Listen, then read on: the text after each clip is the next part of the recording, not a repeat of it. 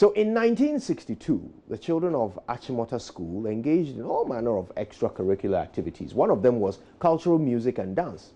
The students would line up according to their year groups to sing and dance to the songs of different Ghanaian tribes and traditions. The youngest girls led the procession, followed by the older girls, and then the younger boys first, and then second-year boys. First and second-year boys, by the way, were not allowed to play instruments, so they would sing and dance with the girls. Now, from third year upwards, the boys were allowed to play some instruments, but only the sixth formers, the oldest boys in the school, were allowed to play the huge percussion drums. Not every student got the chance to join the cultural procession. Not every student wanted to, but there was one young 14-year-old boy who certainly did.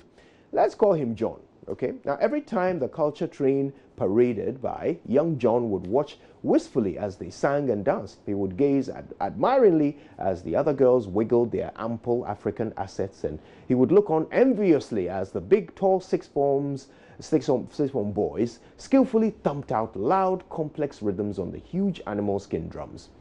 John longed to be like them. He wished with all his heart that they would let him hold these L-shaped drumsticks so that he could raise them high above his head and bring them crashing down on the drums over and over again to produce that intricate rhythm that everyone loved to dance to. But he was only in Form 2, and so he would have to wait several years before anyone would let him near those drums. But that didn't stop him from dreaming.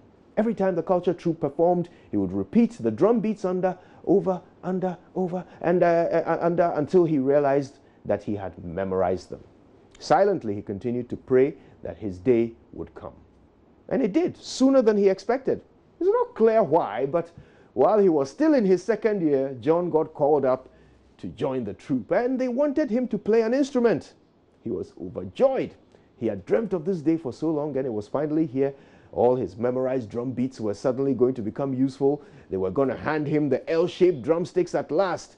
He first smelled a rat when he was given only one drumstick instead of two. Then somebody handed him the smallest drum he had ever seen in his life, and Jerry knew he was being swindled. They placed him at the front of the procession and instructed him to play one rhythm and one rhythm only. Ko, ko, ko, ko, ko, ko. Just that. 2 beats per second. Ko, ko, ko, in perpetuity until the end of the performance. John was livid. Did they not know what he was capable of? Did they not know how many drum beats and rhythms he had memorized? How dare they underestimate him like this? How dare they waste his enormous talent? He would show them what a terrible mistake they had made.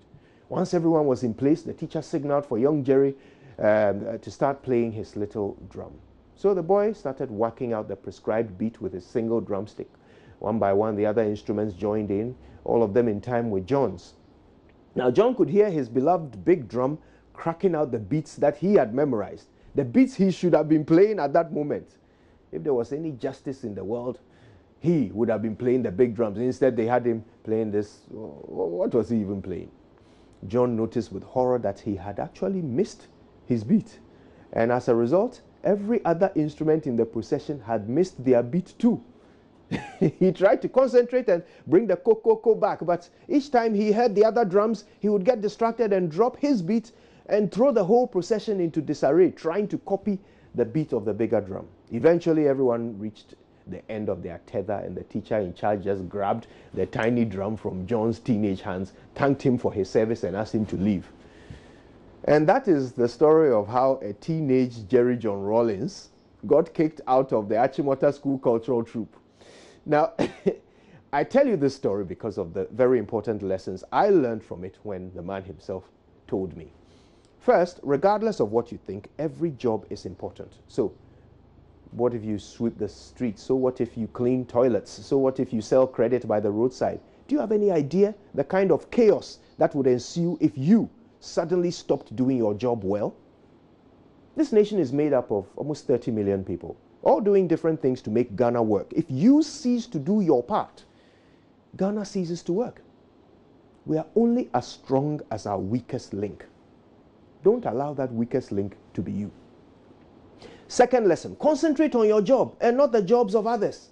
We all like to think we are experts on everything. We invite plumbers to our house to fix a leak, and then we try to instruct the plumber on how to fix it. We all have important work to do in building Ghana, and we can't waste time and effort trying to do other people's work for them. Final lesson. If you are given a gift and you don't utilize it, guess what? It'll be taken away from you. Young J.J. Rawlings didn't realize the importance of the job he had been given. His little drum was supposed to provide the timing for the whole cultural performance, but he was too busy complaining to realize that he had been placed at the front of the procession for a reason. And by the time he realized the importance of his task, it was too late.